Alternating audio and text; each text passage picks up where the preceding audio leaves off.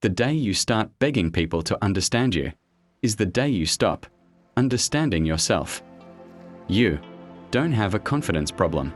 You have a self-respect problem. And this 6-minute story will prove it.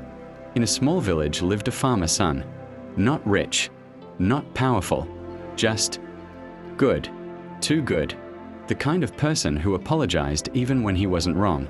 The kind of person who explained every decision. The kind of person who thought being liked was more important than being respected. Every morning, he woke up before sunrise, worked in the fields, helped his parents, never complained.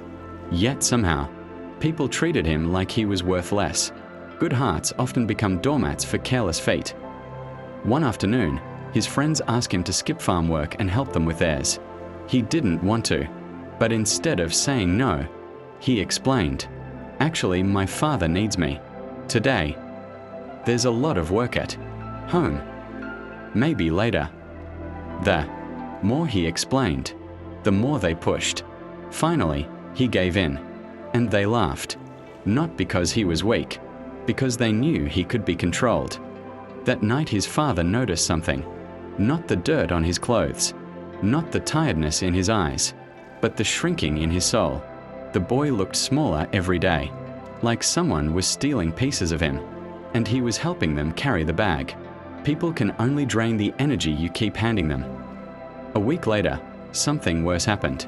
The village head accused him of losing important supplies. It wasn't his fault. Everyone knew it. Yet the boy stood there explaining himself for 10 straight minutes, trying to prove his innocence, trying to make everyone understand, trying to earn fairness.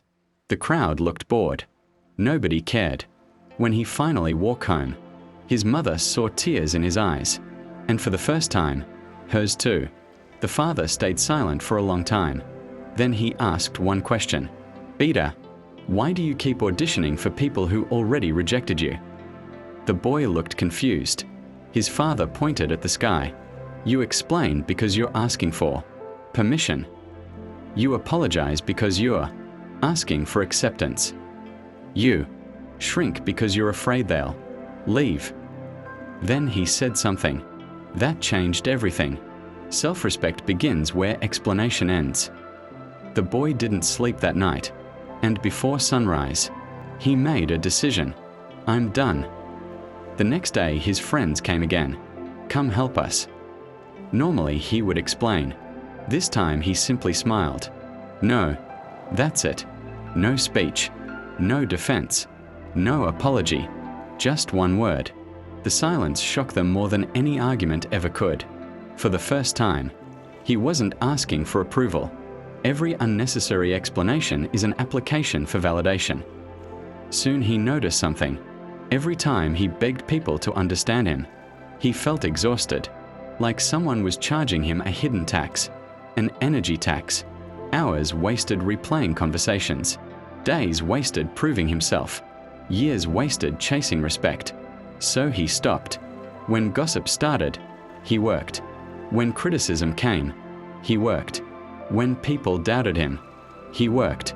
And slowly, his crops improved. His skills improved.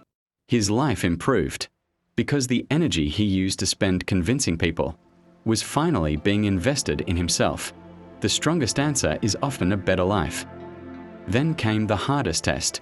A man insulted him publicly. The old version would have reacted instantly. The new version remembered a rule. Wait 24 hours. No reacting. No defending. No emotional explosion. Just silence. That night he sat alone near the fields. The anger slowly faded. The pain faded. And by morning, he realized something. Most battles aren't won. They're simply avoided.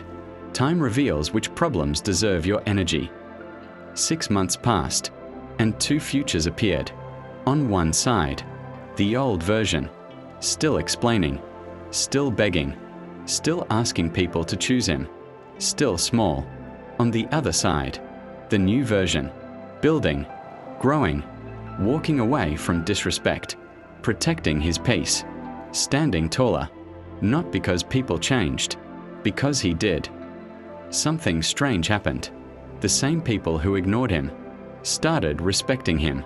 The same people who laughed started listening, not because he demanded respect, because he stopped accepting disrespect. His parents noticed it first. The confidence, the calm, the strength, not loud strength, quiet strength, the kind that doesn't need witnesses. Standing beside the village pond, he looked at his reflection. For a moment, he saw two versions of himself, the boy who chased approval, and the man who chose himself. The reflection smiled, almost like a handshake between past and future. And in that moment he finally understood. Self-respect is a subscription you pay to yourself, daily. If you're constantly explaining yourself, constantly apologizing, constantly shrinking so others feel comfortable, this is your sign. You were not born to be everyone's option. You were born to become your own priority. Comment, "I choose me," if you're done auditioning for people who can't clap for you. And subscribe to build yourself. Not for me, for the version of you that's tired of being an option. See you in the next story.